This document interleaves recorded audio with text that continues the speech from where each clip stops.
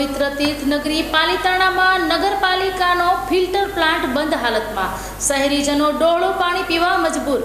પાલિતાણામાં નગરપાલિકાનો filter plant બંધ હાલતમાં, પાલિતાણાવાસીઓને આરોગ્યને સીધી અસર કરે તેવા પાણી શુદ્ધિકરણના કામમાં તંત્રની લાપરવાહીથી જનતામાં રોષ।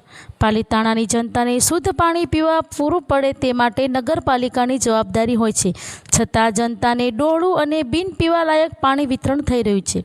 નગરપાલિકા પાસે 2 ફિલ્ટર પ્લાન્ટ છે, પરંતુ આ બંને ફિલ્ટર પ્લાન્ટ બંધ છે, તે કામ પણ કરતા નથી અને ફિલ્ટર કર્યા વગરનું પાણી તેમને મળી રહ્યું છે। પાલિતાણા શહેરમાં હાલ અંદાજે 75,000ની વસ્તી તેમજ યાત્રિકોની મોટી સંખ્યા જોવા મળે છે। પાલિતાણામાં જીવાપર પમ્પિંગ સ્ટેશન ખાતે 2 ફિલ્ટર પ્લાન્ટ આવેલા છે, જે હાલ જર્જરિત થઈ ગયેલ છે, તેમજ પાલિતાણાવાસીઓના આરોગ્યને સીધી અસર કરે તેવા પાણી શુદ્ધિકરણના કામમાં વર્ષોથી લોલમલોલ ચાલી રહ્યું છે। રિપોર્ટર ગૌતમ ગોસ્વામી, પાલિતાણા, ભાવનગર। હું કિરીટભાઈ સાકરિયા, પાલિતાણા નગરપાલિકા વિરોધ પક્ષના નેતા।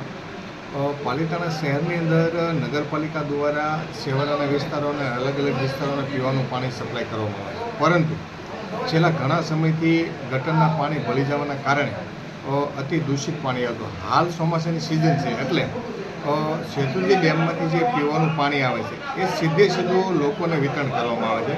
એ અતિ ડોળું પાણી આવે છે, એટલે શહેરના અનેક વિસ્તારોમાં પાણીની ડોળા પીવાના પાણીના કારણે રોગચાળો ફેલાય એવી ભયની સ્થિતિ છે। આજે જ્યારે મેં નગરપાલિકાના પીવાના પાણીનો પ્લાન્ટની જ્યારે મુલાકાત કરી ત્યારે જોયું તો લગભગ 20 વર્ષથી પીવાના પાણીના જે ફિલ્ટર પ્લાન્ટ છે એ બંધ હાલતમાં છે, અતિ ગંદકી છે, અને એ પાણી સીધું ગંદકીવાળું રહ્યું શેતુજીનું ડોળું પાણી અને ગટરના પાણી એ લોકોને પીવા માટે સીધી સપ્લાય કરવામાં આવે છે।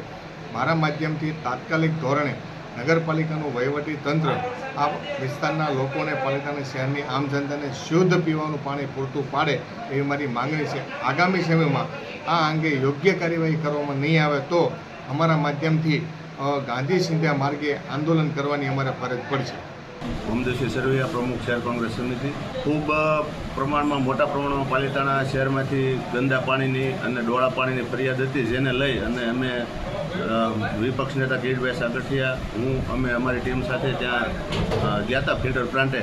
જોતા ફિલ્ટર પ્લાન્ટ 2 બંધ હતા, તદ્દન બિસ્માર હાલતમાં। ફિલ્ટર પ્લાન્ટમાં તો લીલ જામી ગયેલી છે, એવું ખરાબ હાલતમાંથી પાણી પસાર થઈ અને જે ડોળું પાણીનું વિતરણ થઈ રહ્યું છે, અમે તાત્કાલિક ચીફ ઓફિસર સાહેબને રજૂઆત કરી કે આ પાણીમાં કોઈ પણ સંજોગોમાં આ પાણી પીવા લાયક છે નહીં।